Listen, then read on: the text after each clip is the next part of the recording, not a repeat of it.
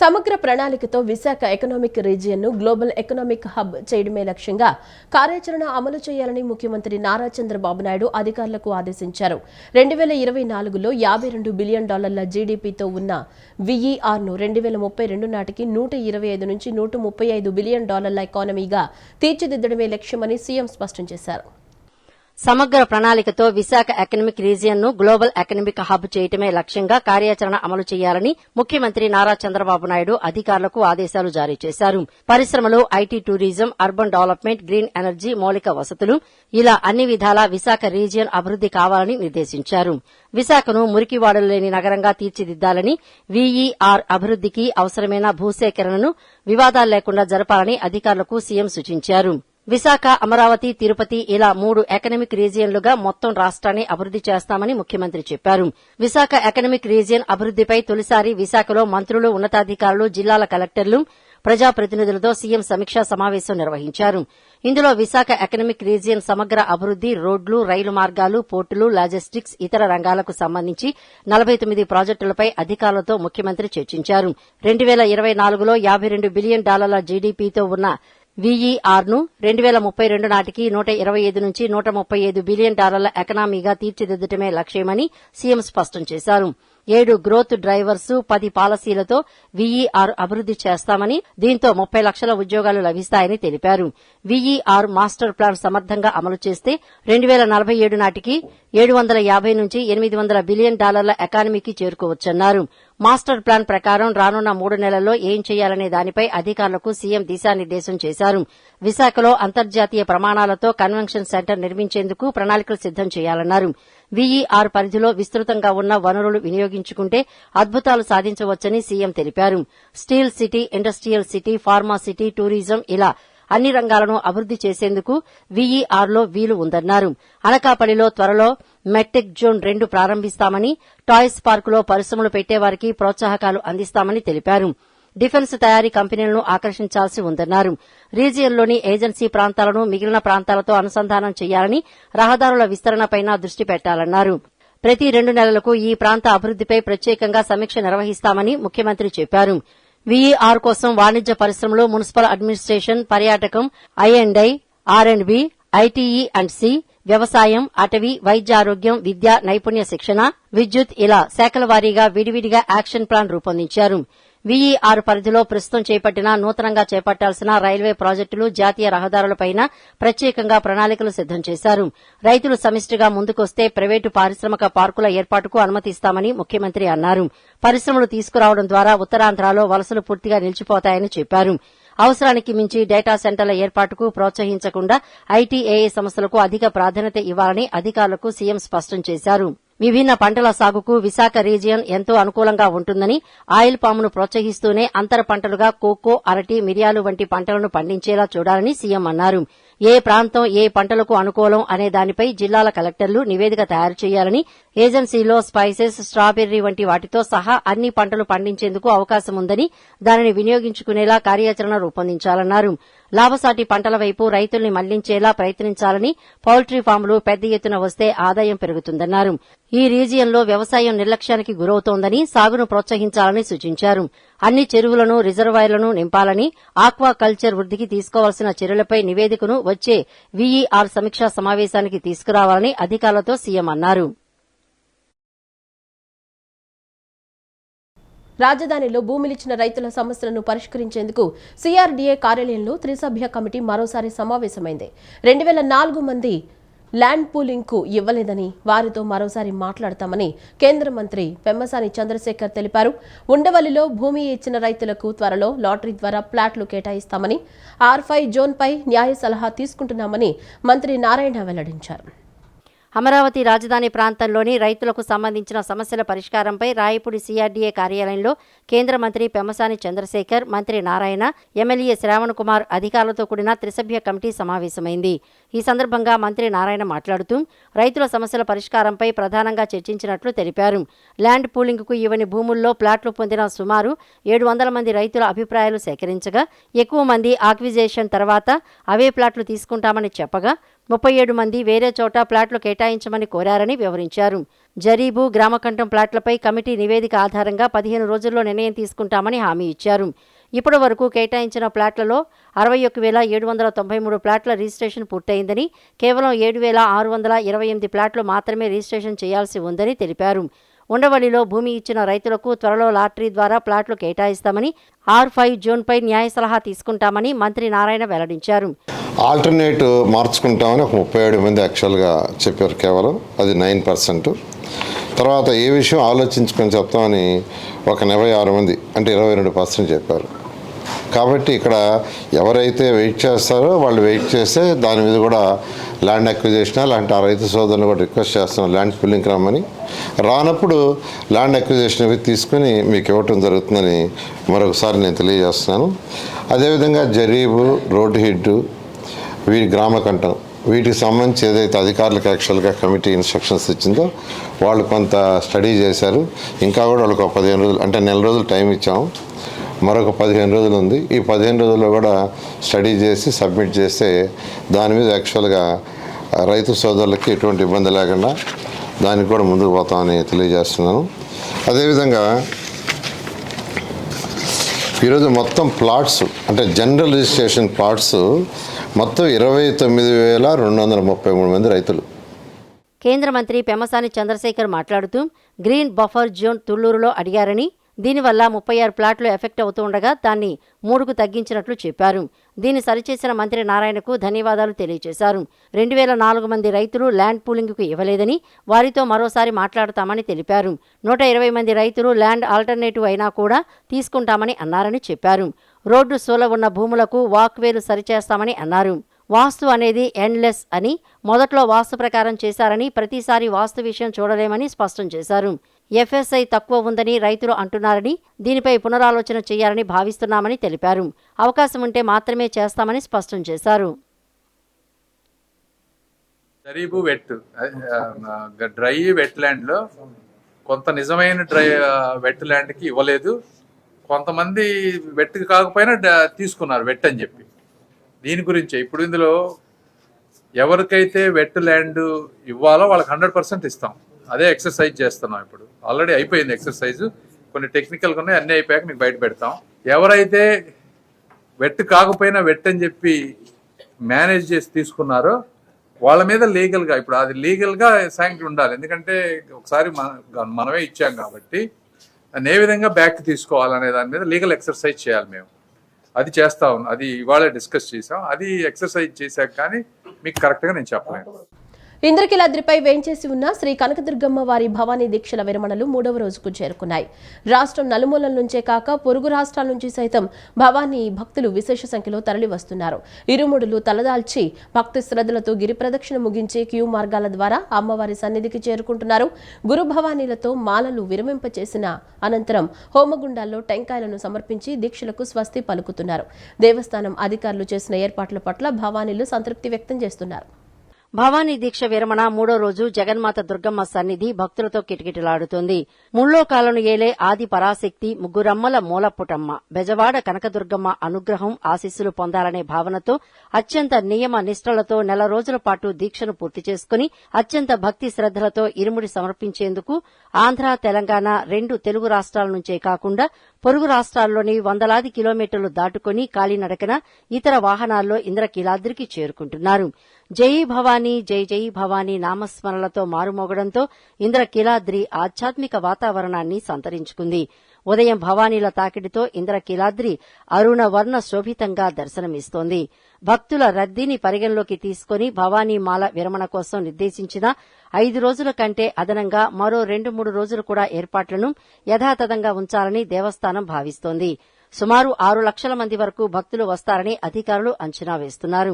ఇందుకు అనుగుణంగా భవానీల కోసం తాత్కాలిక షెడ్లు, కేశఖండనశాలలు ఏర్పాటు చేశారు. వినాయకుని గుడి నుంచి అమ్మవారి సన్నిధి వరకు క్యూలైన్లు ఏర్పాటు చేశారు. హోమగుండాల్లో భవానీలు తమ వెంట నెయ్యితో నింపి తీసుకువచ్చిన కొబ్బరికాయలను వేసి దుర్గమ్మ తమను చల్లగా చూడాలని వేడుకుంటున్నారు. 2 తెలుగు రాష్ట్రాలే కాకుండా పొరుగు రాష్ట్రాల నుంచి కూడా భక్తులు భవానీమాల వేసుకుని దుర్గమ్మ సన్నిధికి తరలి వస్తున్నారు. త్రిభువనేశ్వరి శ్రీచక్ర రాజపురవాసిని అయిన కనకదుర్గాదేవి భవానీ దీక్షను లింగ భేదాలు వయోభేదాలు లేకుండా అందరూ ఆచరిస్తున్నారు. ఎర్రటి వస్త్రాలు ధరించి చందనం కుంకుమ బొట్టు ధారణ చేసి 108 ఎర్రని పూసల దండ వేసుకుని నిత్యం కనకదుర్గా స్తోత్రం పఠించి మండల దీక్షలు పూర్తి చేసిన భవానీ భక్తులు దీక్షా విరమణ కోసం ఇంద్రకీలాద్రికి చేరుకుంటున్నారు. ఏటా మార్గశిర బహుళ సప్తమి నుంచి ఏకాదశి వరకు భవానీ దీక్షా విరమణలకు సమయంగా వైదిక కమిటీ నిర్ణయించింది. ఈ 4 రోజులు శతచండీ యాగం కొనసాగుతుంది. ఈ ఏకాదశి రోజున ఉదయం 10:30 మహాపూర్ణాహుతితో దీక్షలు పరిసమాప్తమవుతాయి. దీక్షాదారుల కోసం వందలాది మంది గురు భవానీలను ఆలయంలో అందుబాటులో ఉంచారు. విజయవాడ నగరంలో పలు ట్రాఫిక్ ఆంక్షలు విధించారు. భారీ వాహనాలు నగరంలోకి రాకుండా మళ్లింపు మార్గాల్లో పంపిస్తున్నారు. ఇతర వాహనాలు కూడా భవానీల రద్దీ ఎక్కువగా ఉండే మార్గాల్లోకి రానివ్వకుండా నియంత్రిస్తున్నారు. అన్ని శాఖల అధికారులతో ఎప్పటికప్పుడు సమన్వయం చేసుకుంటూ ఎలాంటి లోటుపాట్లు లేకుండా జాగ్రత్తలు తీసుకుంటున్నారు. విజయనగరం జిల్లా గొర్రెల మండలం జమ్ము నుంచి వచ్చాం. దర్శనం అయితే చాలా బాగా అవుతుంది. అన్ని సౌకర్యాలు శుభ్రంగా ఉన్నాయి. దర్శనం కూడా ఫ్రీగా ఉంది. ఏర్పాట్లు బాగానే ఉన్నాయి, చాలా బాగున్నాయి. ఎక్కడికక్కడ కౌంటర్లు పెట్టి అన్నింటికి సదుపాయాలు చాలా బాగా చేస్తున్నారు. దర్శనం కూడా చాలా ఫ్రీగా ఉంది, చాలా బాగా అవుతుంది. దర్శనం బాగా జరిగింది, అన్ని బాగా ఉంది. వైజాగ్ నుంచి వచ్చాం. బౌద్ధ గ్రామం జీసగడం మండలం. ఇక్కడ మాకు అన్ని సదుపాయాలు బాగానే జరుగుతుంది. అన్నప్రసాదాలు కానీ ఏవైనా ఉన్నా ఈ సంవత్సరం బాగా అనుకూలంగా జరిపినారు. ఏర్పాట్లు బాగానే ఉన్నాయండి. చాలా రోజులకి ప్రసాదాలకు కూడా కౌంటింగ్ కూడా బాగుంది. చాలా రోజులకి ఫ్రీగా దొరికి ఈ సంవత్సరం మాత్రం చాలా రోజులు ప్రసాదం కూడా ఇబ్బంది పడే రోజులు ఉన్నాయి. ఈ సంవత్సరం కూడా ఏర్పాట్లు బాగానే ఉన్నాయండి. పంచాయతీరాజ్ శాఖ తరహాలో గ్రామీణాభివృద్ధి, గ్రామీణ త్రాగునీటి సరఫరా విభాగాల్లోనూ సంస్కరణలు చేపట్టాలని ఉప ముఖ్యమంత్రి పవన్ కళ్యాణ్ నిర్ణయించారు. ఈ శాఖలోని ఉద్యోగులకు ప్రోత్సాహకరమైన భరోసా ఇచ్చే పరిస్థితులు తీసుకురావాలని ఆదేశించారు. మెరుగైన రోడ్లతో పాటు స్వచ్ఛమైన జలాన్ని గ్రామీణ ప్రాంత ప్రజలకు అందించడం కూటమి ప్రభుత్వం లక్ష్యమని వివరించారు. గ్రామీణాభివృద్ధి ఆర్డబ్ల్యూ శాఖల్లో సంస్కరణల దిశగా అడుగులు పడుతున్నాయి. ఉప ముఖ్యమంత్రి పవన్ కళ్యాణ్ పంచాయతీరాజ్ పాలనలో వ్యవస్థాగతమైన సంస్కరణలు చేపట్టి గ్రామ స్వరాజ్య సాధన దిశగా స్థానిక సంస్థల పాలకులను, ఉద్యోగులను ముందుకు తీసుకువెళ్తున్నారు. ఈ క్రమంలోనే గ్రామీణాభివృద్ధి ఆర్డబ్ల్యూఎస్ శాఖల్లో క్షేత్రస్థాయి నుంచి రాష్ట్ర స్థాయి వరకు పరిపాలనా ప్రక్రియలో సంస్కరణలు చేపట్టాలని నిర్ణయించారు. ఈ విషయమై క్యాంపు కార్యాలయంలో అధికారులతో ఆయన సమాలోచనలు చేశారు. ఈ శాఖల్లో ఉన్న ఉద్యోగుల ప్యాట్రన్ క్షేత్రస్థాయి నుంచి పై స్థాయి వరకు ఉన్న హోదాలపై చర్చ జరిగింది. గ్రామీణాభివృద్ధి శాఖ ద్వారా చేపట్టే అభివృద్ధి పనులు, మౌలిక సదుపాయాల కల్పన పనులు వేగవంతం కావడంతో పాటు ప్రజల్లో సంతృప్తి స్థాయి పెంచే విధంగా మార్పులు చేయాల్సిన అవసరం ఉందని పవన్ కళ్యాణ్ స్పష్టం చేశారు. స్వచ్ఛ రథం, మ్యాజిక్ డ్రైన్ వంటి పైలట్ ప్రాజెక్టుల గురించి ప్రస్తావిస్తూ ఇలాంటి కొత్త ఆలోచనలతో ప్రజలకు మెరుగైన సేవలు అందించాలని తెలిపారు. ఈ శాఖల్లోని ఉద్యోగులకు ప్రోత్సాహకరమైన భరోసా ఇచ్చే పరిస్థితులు తీసుకురావాలని ఆదేశించారు. మెరుగైన రోడ్లతో పాటు స్వచ్ఛమైన జలాన్ని గ్రామీణ ప్రాంత ప్రజలకు అందించడం కూటమి ప్రభుత్వ లక్ష్యమని, ఇందులో భాగంగా గ్రామీణ నీటి సరఫరా, పారిశుద్ధ్య శాఖ బలోపేతం కావాలన్నారు. జల్ జీవన్ మిషన్ పనులపై నిరంతరం పర్యవేక్షణ చేసేలా సాంకేతిక పరమైన మార్పులు శాఖలో అవసరమని చెప్పారు. ఇప్పటికే ఉన్న నీటి సరఫరా పథకాల అమలు సమర్థంగా సాగాలని, నీటి నాణ్యతా ప్రమాణాల పరీక్షలు సక్రమంగా చేపట్టాలన్నారు. నిర్వహణ పనులు ఎప్పటికప్పుడు చేపట్టడం తప్పనిసరని, ఇందుకు అవసరమైన కార్యాచరణ రూపొందించాలని తెలిపారు. ఉపాధి హామీ పనుల అమలు, వాటి పర్యవేక్షణ ప్రక్రియపై చర్చ జరిగింది. ఈ పథకం మూలంగా శ్రామికులతో పాటు స్థానిక ప్రజల్లో సానుకూలత పెంచే బాధ్యత ప్రతి ఉద్యోగిపై ఉంటుందని, గ్రామ సభల్లో తీర్మానాలకు అనుగుణంగా చేపడుతున్న పనులపై ఎప్పటికప్పుడు సమీక్షలు చేపట్టాలని సూచించారు. పంచాయతీరాజ్, గ్రామీణాభివృద్ధి ఆర్డబ్ల్యూ శాఖల్లో తీసుకువచ్చే ప్రతి సంస్కరణ అంతిమంగా ప్రజలకు మేలు కలిగించేలా ఉండాలని దిశానిర్దేశం చేశారు. గ్రామీణాభివృద్ధి ఆర్డబ్ల్యూ శాఖల్లో చేపట్టాల్సిన సంస్కరణలు, బెస్ట్ ప్రాక్టీసెస్ పై సత్వరమే నివేదిక ఇవ్వాలని పేషీ అధికారులను ఉప ముఖ్యమంత్రి ఆదేశించారు. ఈ విషయమై వారం రోజుల్లో సమీక్ష చేపట్టాలని నిర్ణయించారు. ఈ సమావేశంలో పంచాయతీరాజ్, గ్రామీణాభివృద్ధి శాఖ కమిషనర్ కృష్ణతేజ, ఓఎస్డీ వెంకటకృష్ణ పాల్గొన్నారు. పనుల్లో నిర్లక్ష్యం వహిస్తే చూస్తూ ఊరుకోబోమని, చేయలేకపోతే తప్పుకోవచ్చని వెలిగొండ ప్రాజెక్టు కాంట్రాక్ట్ ఏజెన్సీని జలవనరుల శాఖ మంత్రి నిమ్మల రామానాయుడు హెచ్చరించారు. మోసం, దగా అనే పదాలకు మాజీ ముఖ్యమంత్రి వైఎస్ జగన్ బ్రాండ్ అంబాసిడర్ అని ఆయన విమర్శించారు. ప్రకాశం జిల్లా దోర్నాల మండలం కొత్తూరు వద్ద వెలిగొండ ప్రాజెక్టు పనులను ఆయన క్షేత్రస్థాయిలో పరిశీలించారు. మోసం, దగా అనే పదాలకు వైఎస్ జగన్ బ్రాండ్ అంబాసిడర్ అని జలవనరుల శాఖ మంత్రి నిమ్మల రామానాయుడు అన్నారు. ప్రకాశం జిల్లా దోర్నాల మండలం కొత్తూరు వద్ద వెలిగొండ ప్రాజెక్టు 2వ టెన్నెల్లో 18 కిలోమీటర్ల ప్రయాణించి క్షుణ్ణంగా పరిశీలించారు. పనుల పురోగతిపై అధికారులు పనులు చేస్తున్న ఏజెన్సీ ప్రతినిధులతో సమీక్షించారు. నిర్లక్ష్యంగా పనులు చేద్దామంటే కుదరదని, చేయలేకపోతే తప్పుకోవచ్చని కొన్ని ఏజెన్సీలను సున్నితంగా హెచ్చరించారు. ఈ సందర్భంగా నిమ్మల విలేకరులతో మాట్లాడారు. వెలుగొండ ప్రాజెక్టులో క్లిష్టమైన పలు పనులు పెండింగ్లో ఉండగానే ఎన్నికలకు ముందు అప్పటి సీఎం జగన్ ఇక్కడ పైలాన్ నిర్మించి ఉత్పత్తి ప్రారంభోత్సవం పేరుతో జాతికి అంకితం అనే డ్రామా ఆడారని విమర్శించారు.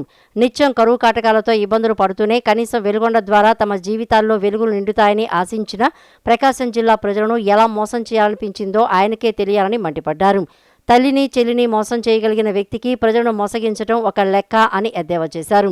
వెలుగొండ ప్రాజెక్టును ప్రజాప్రభుత్వం శరవేగంగా పూర్తి చేసి ఆ ప్రాంత ప్రజల కలను నెరవేర్చబోతోందని నిమ్మల వెల్లడించారు. సీఎం చంద్రబాబు నిత్యం పనులను పర్యవేక్షిస్తున్నారని చెప్పారు.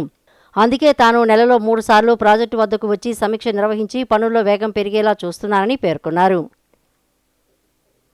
ఇంకా వెలుగొండకి 3,000-4,000 కోట్ల రూపాయలు కేటాయించాలి, కానీ ఆ మాదిరిగా బడ్జెట్లో కేటాయింపులు లేవు అని వైఎస్ఆర్సీపీ నాయకులు మాట్లాడుతూ ఉన్నారని అంటే జగన్మోహన్ రెడ్డి ఆ రోజు పూర్తి చేయలేదు, అది ఉత్తుత్తి ప్రారంభోత్సవం, అది దగా మోసం అని వైసీపీ ఎమ్మెల్యేలే ఒప్పుకున్నట్టు.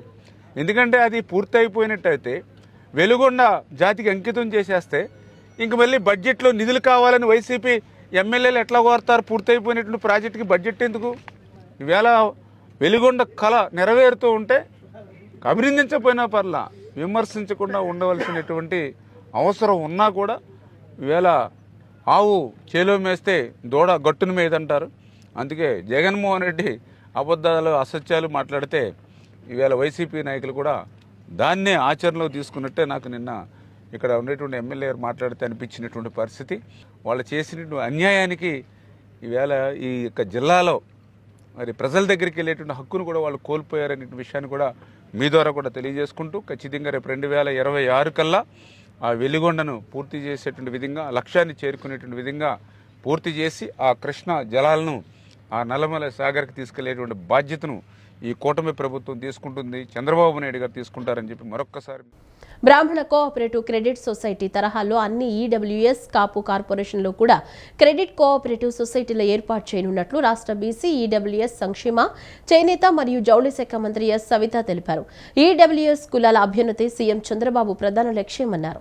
వివిధ పథకాల అమలులో భాగంగా 2025-26 బడ్జెట్లో ఈడబ్ల్యూఎస్ కార్పొరేషన్లకు కూటమి ప్రభుత్వం 10,608.61 కోట్లు కేటాయించిందన్నారు. బ్రాహ్మణ కోఆపరేటివ్ క్రెడిట్ సొసైటీ తరహాలో అన్ని ఈడబ్ల్యూఎస్ కాపు కార్పొరేషన్లో కూడా క్రెడిట్ కోఆపరేటివ్ సొసైటీల ఏర్పాటు చేయనున్నట్టు, కాపు కార్పొరేషన్లో కూడా క్రెడిట్ కోఆపరేటివ్ సొసైటీలు ఏర్పాటు చేయనున్నట్లు రాష్ట్ర బీసీ ఈడబ్ల్యూఎస్ సంక్షేమ, చేనేత మరియు జౌళి శాఖ మంత్రి ఎస్ సవిత తెలిపారు. ప్రతి ఇంటి నుంచి ఒక పారిశ్రామికవేత్తను తీర్చిదిద్దే లక్ష్యంలో భాగంగా ప్రతి నియోజకవర్గంలోనూ ఏర్పాటు చేయనున్నట్లు, ఎంఎస్ఎంఈ పార్కుల్లో ఈడబ్ల్యూఎస్ సామాజిక వర్గీయులకు ప్రాధాన్యం ఇస్తున్నామని వెల్లడించారు. అమరావతిలో రాష్ట్ర సచివాలయంలో ఈడబ్ల్యూఎస్ కాపు కార్పొరేషన్ చైర్మన్లు, డైరెక్టర్లతో మంత్రి సవిత శుక్రవారం ఆత్మీయ సమావేశం నిర్వహించారు. ఈడబ్ల్యూఎస్ సామాజిక వర్గీయుల ఆర్థిక అభివృద్దికి ఆయా కార్పొరేషన్ల ఆధ్వర్యంలో చేపట్టాలని సంక్షేమ పథకాల అమలుపై సమావేశంలో చర్చించారు. ఈడబ్ల్యూఎస్ కార్పొరేషన్ల చైర్మన్లు, డైరెక్టర్లు ఆయా కుల సంఘాల ప్రతినిధులతో విడివిడిగా సమావేశాలు నిర్వహించి అభిప్రాయాలు తెలుసుకున్నారు. ఈ సందర్భంగా మంత్రి సవిత మాట్లాడుతూ కాపు, బ్రాహ్మణ, ఆర్యవైశ్య, కమ్మ, రెడ్డి, క్షత్రియ, ఇతర ఈబీసీ కులాల సాధికారతకు పలు సంక్షేమ కార్యక్రమాలకు శ్రీకారం చుడుతున్నామన్నారు. ఈడబ్ల్యూఎస్ కులాల అభ్యున్నతే సీఎం చంద్రబాబు ప్రధాన లక్ష్యమని పేర్కొన్నారు. వివిధ పథకాల అమల్లో భాగంగా 2025-26 బడ్జెట్లో ఈడబ్ల్యూఎస్ కార్పొరేషన్లకు కూటమి ప్రభుత్వం 10,608.61 కోట్లు కేటాయించిందన్నారు. వాటిలో ఈబీసీలకు 915.28 కోట్లు, కమ్మ కార్పొరేషన్కు 1711.42 కోట్లు, రెడ్డి కార్పొరేషన్కు 1946.36 కోట్లు, క్షత్రియ కార్పొరేషన్కు 260.2 కోట్లు, కాపు కార్పొరేషన్కు 4,884.83 కోట్లు, ఆర్యవైశ్య కార్పొరేషన్కు 545.05 కోట్లు, బ్రాహ్మణ కార్పొరేషన్కు 345.46 కోట్లు కేటాయించినట్లు చెప్పారు. కాపుల అభ్యున్నతి కోసం సీఎం చంద్రబాబు పెద్దపీట వేస్తున్నారని మంత్రి సవిత తెలిపారు. 2014-19లో అప్పటి చంద్రబాబు ప్రభుత్వం 172 కోట్లతో మంజూరు చేసిన 13 జిల్లా స్థాయి కాపు భవనాలను, 487 మినీ కాపు భవనాలు, కాపు కమ్యూనిటీ హాలను 2019లో వచ్చిన వైసీపీ ప్రభుత్వం గాలికి వదిలేసిందని అన్నారు. జిల్లా స్థాయి కాపు భవనాలను మరియు 421 మినీ కాపు భవనాలు, కాపు కమ్యూనిటీ హాలను రద్దు చేసిందన్నారు. కూటమి ప్రభుత్వం అధికారంలోకి రాగానే విశాఖపట్నం, నెల్లూరు జిల్లా స్థాయి కాపు భవనాలను, 5 కాపు కమ్యూనిటీ హాళ్ల నిర్మాణాలను పూర్తి చేసిందన్నారు. 50% పనులతో అసంపూర్తిగా నిలిచిపోయిన తిరుపతి, కర్నూలు జిల్లా స్థాయి కాపు భవనాలను, 70% పూర్తయిన 39 కాపు మినీ కమ్యూనిటీ హాళ్ల నిర్మాణాలను త్వరలోనే పూర్తి చేసి అందుబాటులోకి తీసుకువస్తామన్నారు. కాపులకు ఎన్నికల్లో ఇచ్చిన హామీలను నెరవేర్చుతామని మంత్రి సవిత స్పష్టం చేశారు. విదేశాల్లో చదువుకోవాలనే ఈడబ్ల్యూఎస్ విద్యార్థుల కల నెరవేరుస్తూ విదేశీ విద్యా పథకానికి త్వరలో శ్రీకారం చుడుతున్నట్లు మంత్రి సవిత తెలిపారు. బ్రాహ్మణ కోఆపరేటివ్ క్రెడిట్ సొసైటీ మాదిరిగా అన్ని ఈడబ్ల్యూఎస్ కాపు కార్పొరేషన్లు కూడా క్రెడిట్ కోఆపరేటివ్ సొసైటీలను ఏర్పాటు చేయనున్నట్లు మంత్రి తెలిపారు. ఇందుకు సంబంధించిన ప్రణాళికలు సిద్దం చేస్తున్నామన్నారు. ఆర్యవైశ్యులు కోరిన విధంగా కన్యకా పరమేశ్వరి అమ్మవారి ఆత్మార్పణ దినోత్సవాన్ని అధికారిక కార్యక్రమంగా నిర్వహించామన్నారు. కన్యకా పరమేశ్వరి మాతా జన్మస్థలమైన పశ్చిమ గోదావరి జిల్లా పెనుగొండను వాసవి మాత పేరు మీద జీవో జారీ చేసిన విషయాన్ని గుర్తు చేశారు. ఈ సమావేశంలో ఆయా ఈడబ్ల్యూఎస్ కార్పొరేషన్ల చైర్మన్లు కొత్తపల్లి సుబ్బారాయుడు, డూమ్డి రాకేష్, బ్రహ్మయ్య చౌదరి, బుచ్చిరాం ప్రసాద్, సూర్యనారాయణ రాజు, డైరెక్టర్లు, వివిధ కుల సంఘాల ప్రతినిధులు, ఈడబ్ల్యూఎస్ సంక్షేమ శాఖ ప్రత్యేక ప్రధాన కార్యదర్శి కె సునీత, ఇతర అధికారులు పాల్గొన్నారు. సంక్రాంతి పండుగ, శబరిమల యాత్రల సందర్భంగా ప్రయాణికుల రద్దీని దృష్టిలో ఉంచుకుని దక్షిణ మధ్య రైల్వే పలు ప్రత్యేక రైళ్లను నడపనున్నట్లు ప్రకటించింది. ప్రయాణికుల డిమాండ్కు అనుగుణంగా ఈ రైళ్లను ఏర్పాటు చేసినట్లు రైల్వే అధికారులు ఒక ప్రకటనలో తెలిపారు. అలాగే శబరిమలకు వెళ్లే అయ్యప్ప భక్తుల సౌకర్యార్థం జనవరి నెలలో 4 ప్రత్యేక రైళ్లను నడపనున్నట్లు దక్షిణ మధ్య రైల్వే వెల్లడించింది. సంక్రాంతి పండుగ, శబరిమల యాత్రల సందర్భంగా ప్రయాణికుల రద్దీని దృష్టిలో ఉంచుకుని దక్షిణ మధ్య రైల్వే పలు ప్రత్యేక రైళ్లను నడపనున్నట్లు ప్రకటించింది.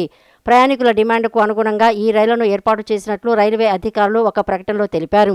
సంక్రాంతి పండుగ కోసం సికింద్రాబాద్, అనకాపల్లి మధ్య జనవరి 4, 11, 18 తేదీలో ప్రత్యేక రైలు నడుస్తుంది.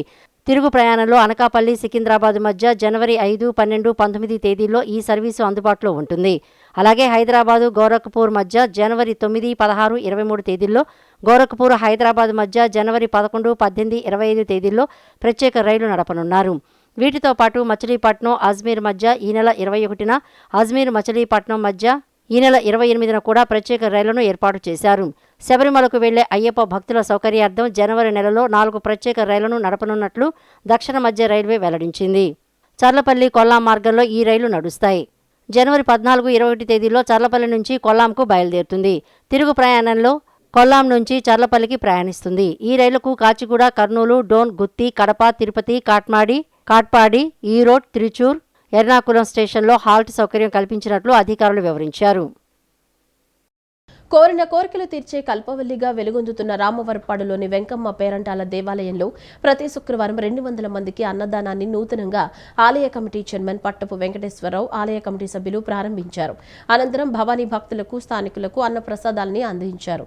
ఇంతవరకు ఈ దేవాలయంలో అన్న సంతర్పణ లేదని, తాము గ్రామస్తులు, కమిటీ సభ్యులు ఆలోచనతో, దాతల సహకారంతో ప్రతి శుక్రవారం అన్నదానాన్ని నిర్వహిస్తున్నామని ఆలయ చైర్మన్ పట్టపు వెంకటేశ్వరరావు, పాలక సభ్యులు తెలిపారు. ఈ మహిమాన్విత అమ్మవారి దేవాలయంలో ఇంకా అభివృద్ధి పనులు చేసి దేవాలయాన్ని అభివృద్ధి బాటలో నడిపిస్తామని వారు తెలిపారు. గ్రామస్తుల సహకారం తీసుకొని, ఊరి పెద్దల సహకారం తీసుకొని, మరి ఈఓ గారు, మరి మీ కమిటీ సభ్యులు అందరూ కలిసి ఈ అన్నదాన కార్యక్రమం స్టార్ట్ చేయడం జరిగింది. దీనికి మంచి స్పందన వచ్చింది. దాతల సహకారం తీసుకొని ముందు ఇంకా డెవలప్ చేసి ఇంకా జనాలను పెంచి అన్నదానం చేస్తామని ముఖ్యంగా దీన్ని చేపట్టడం జరుగుతుంది. ఎమ్మెల్యే సహకారం కూడా దీంట్లో తీసుకొని మేము ముందర జరగడం జరుగుతుంది. పాలకవర్గం కలిపి తీర్మానం చేసి నిత్య అన్నదానం కోసం మా సాయి శక్తులా కృషి చేస్తామని ప్రజెంట్ ప్రతి శుక్రవారం 200 మంది నుంచి 300 మందికి అన్నదాన కార్యక్రమం దాతల సహకారంతో ట్రస్ట్ బోర్డు చైర్మన్ గారు, సభ్యులు, గ్రామ పెద్దలు, ఎమ్మెల్యే గారు సహకారంతో ప్రతి శుక్రవారం నాడు 200 మందికి అన్నదాన కార్యక్రమం పూర్తి చేస్తాం. వెంకమ్మ పేరంటాలమ్మ దేవస్థానం కమిటీ నూతనంగా ప్రారంభమైంది. ఈ కమిటీ సభ్యులు అందరం కలిసి మొదటిసారిగా అందరూ అన్నదానం చేయాలని నిర్ణయించుకున్నారు. అందరూ ఈవో గారి సహకారం, అందరి సహకార, గ్రామస్తులు అందరూ కలిసి నిర్ణయం తీసుకున్నారు. దానికి ముందుకు వెళ్తూ ఎమ్మెల్యే గారి సహకారంతో, దాతల సహకారంతో మొదటిసారిగా ఈ శుక్రవారం నాడు ప్రారంభించారు. 200 నుంచి 300 వరకు మాత్రం ఈరోజు పెట్టగలిగాము. ఇలానే ఇలానే కొనసాగించాలని ఆ అమ్మవారి సహకారం దయ మా మీద ఉండాలని కోరుకుంటున్నాం. ఎన్నుకున్న చైర్మన్ గారు, మీ కమిటీ సభ్యులు అందరం కలిసి ఒక ట్రస్ట్ ద్వారా ఎమ్మెల్యే గారి సహకారంతో ప్లస్ గ్రామస్తుల సహకారంతో మొదటి శుక్రవారం అన్నదాన కార్యక్రమం సక్సెస్ఫుల్గా 300 మందికి పెట్టగలిగాము. ప్రతి శుక్రవారం కూడా 200 నుంచి 300 వరకు పెడతామని అమ్మవారి దయతో ముందుకు ఇంకా కొనసాగిస్తామని కోరుకుంటున్నాం. ఈ అంకమ్మ గారు పేరంటారు అమ్మవారి వల్ల ఈ కమిటీ సభ్యులు అందరం కలిపి చైర్మన్ గారు కలిపి అన్నదానం చేసామని జనసేన తెలుగుదేశం పార్టీ కలిపి కూటమి ప్రభుత్వంలో చేసిన మొదటి కార్యక్రమం ఈ అమ్మవారికి సేవా కార్యక్రమంలో శుక్రవారం నాడు ప్రతి శుక్రవారం ఇలాగే జరగాలని కోరుకుంటూ సుదూర ప్రాంతాల నుంచి వచ్చే భవానీ భక్తులకు తమ వంతుగా అల్పాహారం పంపిణీ చేయడం అభినందనీయమని జనసేన పార్టీ రాష్ట్ర కార్యదర్శి అమ్మిశెట్టి వాసు అన్నారు. అందరూ బాగుండాలని సదుద్దేశంతో భక్తి శ్రద్ధలతో దీక్షలు నిర్వహించి దుర్గమ్మ సన్నిధికి వస్తున్న భవానీ దీక్షాదారులకు సహకరించే ఈ కార్యక్రమంలో తనను భాగస్వాములను చేయటం ఎంతో ఆనందంగా ఉందని తెలిపారు. దుర్గమ్మ దయ అందరిపై ఉండాలని ఆయన ఆకాంక్షించారు. కాసాని మురళీ ఫ్రెండ్ సర్కిల్ నేతృత్వంలో భవానీ దీక్షాదారులకు అల్పాహార విందు ఏర్పాటు చేశారు. చీటినగర్ సెంటర్లో ఏర్పాటైన ఈ కార్యక్రమంలో జనసేన పార్టీ రాష్ట్ర నాయకుడు అమ్మిశెట్టి వాసు ముఖ్య అతిథిగా పాల్గొన్నారు. కాసాని మురళీ ఫ్రెండ్ సర్కిల్ తరపున భవానీ భక్తులకు అల్పాహారాన్ని అందజేశారు. అనంతరం జనసేన పార్టీ నాయకులు అమ్మిశెట్టి వాసు, టీడీపీ నాయకులు ఎంఎస్ బేగ్, జనసేన నాయకులు తిరుపతి అనూష, మల్లెపు విజయలక్ష్మి, నారంశెట్టి కోర్మారావు తదితరులు మాట్లాడుతూ ఎంతో నిష్ఠతో మండలం రోజులు దీక్షలు చేపట్టి సుదూర ప్రాంతాల నుంచి దుర్గమ్మ సన్నిధానానికి మాలా విరమణ కోసం తరలివచ్చే భక్తులకు ఏదైనా సాయం చేయాలనే సదుద్దేశంతో అల్పాహారం అందచేయటం అభినందనీయమని అన్నారు. గిరి ప్రదక్షిణ చేస్తున్న భవానీలకు ఉడతా భక్తిగా అల్పాహారాన్ని అందచేయటం గత ఏడాది ఈ కార్యక్రమాన్ని మొదలుపెట్టారని, ప్రతి ఏటా ఇదే తరహాలో Kakani Murali friend circle, B Raju, V Nagaraju Swamy, Induri తదితరుల సారథ్యంలో ఈ సేవా కార్యక్రమాన్ని కొనసాగిస్తున్నామని సూచించారు. ఇందుకు సహకరించిన నాయకులకు, దాతలకు ధన్యవాదాలు తెలియజేశారు. అమ్మవారి దయ అందరిపై ఉండాలని వారు ఆకాంక్షించారు. భవానీలకి మరి అల్పాహార విందు ఏర్పాటు చేయడం జరిగింది. ఈ కార్యక్రమంలో మమ్మల్ని పిలిచి భాగస్వాములు చేసినందుకు మిత్రులందరూ కూడా మనస్ఫూర్తిగా ధన్యవాదాలు. మరి ఈ వారం రోజులుగా ఎక్కడి నుంచో శ్రీకాకుళం, విజయనగరం దూర ప్రాంతం నుంచి వచ్చిన భవానీలకు మరి జనసేన పార్టీ తరఫున అల్పాహారం విందు ఏర్పాటు చేయడం చాలా సంతోషం. మరి ఎంతో దీక్షతో వచ్చి వాళ్ళ కుటుంబమే కాకుండా ఈ ప్రాంత ప్రజలందరూ కూడా బాగుండాలని ఒక ఆలోచనతో మరి భవానీ దీక్ష చేస్తున్నటువంటి భక్తులందరికీ కూడా ప్రతి సంవత్సరం కూడా జనసేన పార్టీ ఆధ్వర్యంలో ఈ కార్యక్రమం చేయడం చాలా సంతోషం. మరి ఈరోజు ఈ అల్పాహారం విందు పెట్టినటువంటి పార్టీ నుంచి ప్రోత్సహిస్తూ మరి ఇక్కడ ఉన్న వచ్చే భక్తులందరికీ ఎటువంటి అసౌకర్యం కలగకుండా అటు పోలీస్ వారు కానివ్వండి, ఇటు మా జనసేన పార్టీ నుంచి మరి మురళీ ఫ్రెండ్ సర్కిల్ వాళ్ళందరూ కూడా చక్కగా ఎవరికి కూడా ఇబ్బంది కలగకుండా మరి అల్పాహారాన్ని ఏర్పాటు చేయడం నిజంగా భక్తులు చాలామంది భక్తులు కూడా వాళ్ళు సంతోషాన్ని వ్యక్తం చేస్తున్నారు. ఇలాగా విజయవాడలో మేము అమ్మవారికి మరి మేము ఎంత భక్తితో చేస్తున్నామో మా కోసం మీరందరూ కూడా ఇంత కృషి చేసి మాకు ఇలాంటి అల్పాహారాన్ని అదేవిధంగా వాటర్ బాటిల్స్ చూసుకున్నా ఎక్కడక్కడ అందిస్తున్నారని చెప్పి మరి భక్తులందరూ కూడా హర్షం వ్యక్తం చేయడం నిజంగా మా అందరికి కూడా ఆనందంగా ఉంది. ఎంతో దూరం నుంచి వస్తారు కాబట్టి వాళ్ళకి ఆహారం కానీ లేదా మంచినీళ్ళు కానీ అందించడానికి మన వంతు భాగంగా గత సంవత్సరం నుంచి ఈ అల్పాహార పంపిణీ కానీ ఈ సేవా కార్యక్రమాన్ని మా మిత్రుడు కాసాని మురళి గారి ఆధ్వర్యంలో ప్రారంభించడం మొదలైంది. ఈ కార్యక్రమంలో మా కాసాని మురళి గారు, అలాగే రాజు గారు, నాగరాజు గారు, అలాగే స్వామి, మా మిత్ర బృందం అంతా కలిపి ఇది 2వ సంవత్సరం. దీన్ని మేము నిరంతరంగా కొనసాగించాలనుకుంటున్నాము. దీనికి అమ్మవారి మమ్మల్ని ఈ కార్యక్రమంలో అమ్మవారి దయ అనుకుంటున్నాం. మేము ఇలాగా భాగస్వాములు అవ్వటం, అలాగే ఈ కార్యక్రమాన్ని మాకు నిరంతరం కొనసాగించడానికి మిత్రులు చాలామంది కూడా సహకరిస్తున్నారు. అలాగే పార్టీ పెద్దలు కానీ వీరందరూ కూడా మరొకసారి ధన్యవాదాలు తెలియజేసుకుంటున్నాం. ప్రజా రాజధాని అమరావతిపై వైకాపా చేస్తున్న దుష్ప్రచారం రాష్ట్రంలోని 175 నియోజకవర్గాల అభివృద్ధిపై చేస్తున్న దాడేనని సామాజిక సంక్షేమం మండలి చైర్మన్ పోతుల బాలకోటయ్య పేర్కొన్నారు. మంగళగిరిలోని టీడీపీ కేంద్ర కార్యాలయంలో ఆయన విలేకరులతో మాట్లాడారు. రాజధానిగా అమరావతిని గుర్తిస్తూ పార్లమెంట్లో బిల్లు పెట్టాలని రాష్ట్ర ప్రభుత్వం కేంద్రాన్ని కోరిందన్నారు. 2014లో రాష్ట్ర విభజన తేదీకి సంబంధించిన సందేహంపై కేంద్రం రాష్ట్ర ప్రభుత్వాన్ని వివరణ అడిగిందని, దీనిపై వైసీపీ మీడియా అమరావతి బిల్లును తిప్పి పంపిన కేంద్రం అంటూ తప్పుడు ప్రచారం చేస్తోందని మండిపడ్డారు. వైసీపీ పత్రిక చేస్తున్న అసత్య ప్రచారాలను రాష్ట్ర ప్రజలు తిప్పికొట్టాలని ఆయన పిలుపునిచ్చారు. ఒక గజెట్ నోటిఫికేషన్ ఉండాలని ఒక వాతావరణం ఆంధ్రప్రదేశ్లో ప్రత్యేకంగా ఉంది కాబట్టి రాష్ట్రంలో ఏ రాజధానికి లేని సమస్య ఆంధ్రప్రదేశ్లో వైసీపీ పార్టీ జగన్మోహన్ రెడ్డి గారు సృష్టించాడు కాబట్టి అమరావతి అంటేనే ఆయనకి ముందు వెనక తడిసిపోతుంది కాబట్టి ఆరోపణలు చేస్తున్నారు కాబట్టి ఒక గజెట్ నోటిఫికేషన్ కావాలని చంద్రబాబు నాయుడు గారు కోరారు. ఈ రోజు కాకపోయినా రేపైనా సరే ఆ గజెట్ నోటిఫికేషన్ వచ్చి తీరుతుంది. నేను రాజధాని ఉద్యమంగా కానీ సోషల్ వెల్ఫేర్ బోర్డు చైర్మన్గా కూడా నేను కేంద్ర ప్రభుత్వాన్ని కోరేది ఏంటంటే ఈ శీతాకాల సమావేశాల్లోనే బిల్లు పెడితే బాగుంటుందని ఆశిస్తున్నాం. ఎందుకంటే దీన్ని కాలయాపన అయ్యే మేరకు వైసీపీ పార్టీ యొక్క రోతగోల అంతా ఇంత కాదు. కాబట్టి కేంద్ర ప్రభుత్వం ఎన్డీఏ కూటమిలో ఉంది కాబట్టి తప్పనిసరి దీన్ని ఫుల్ స్టాప్ పడే విధంగా శరవేగంగా ఈ బిల్లుని తీసుకురావాల్సిన అవసరం ఉంది. చాలా దుర్మార్గమైన ప్రచారం.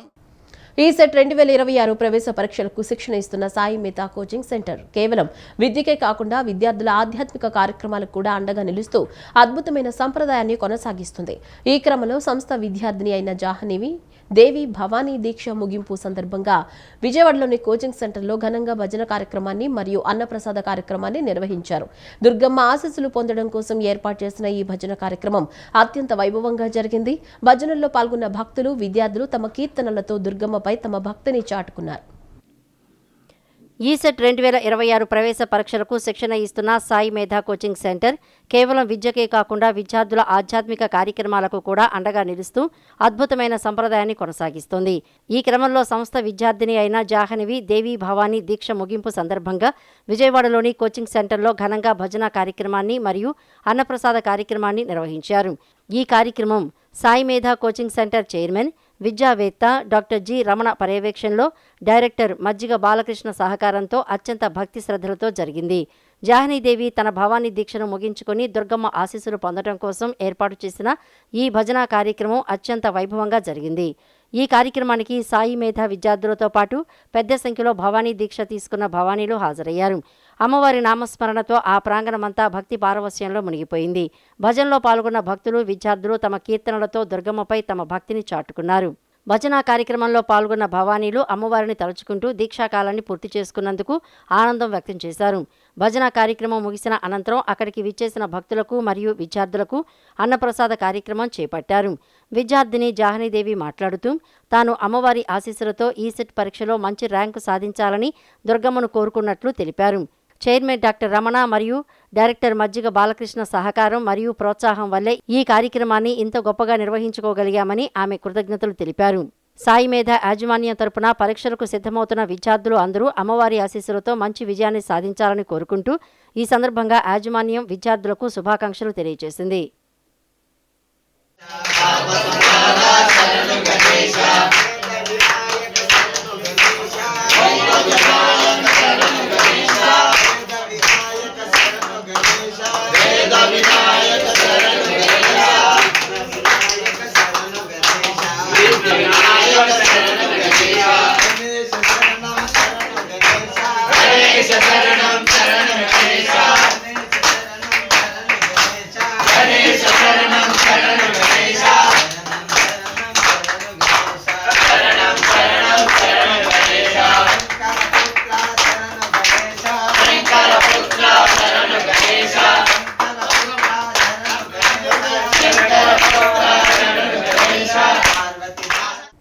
ఈ వార్తలు ఇంతటితో సమాప్తం. నమస్కారం.